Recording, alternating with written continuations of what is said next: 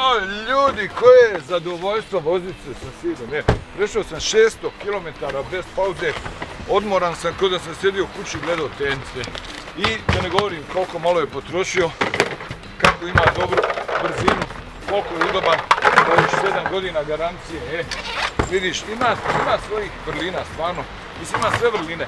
Ja sad kad putujem, obično nosim sa sobom svoje 3 gitare, evo jedna, čekaj, gitara, čekaj, aha, tu je, evo je, i nosim puno stvari, medo, vidiš, medo uvijek to nosim, sad mi šta mi je ovo uvalila, šta mi je ovo uvalila, čekaj, šta još ima, to još ova gitara, znači ima strašno puno svojih vrlina, ali ima jednu manu, to je da previše stvari stane unutra i onda me žena zatrpa, da mi sve živo da vozim. Živote. Gdje mi je usna harmonika? Zaboravio sam usnu harmoniku. Ništa, idem nazad. Izdržat će rezervoar.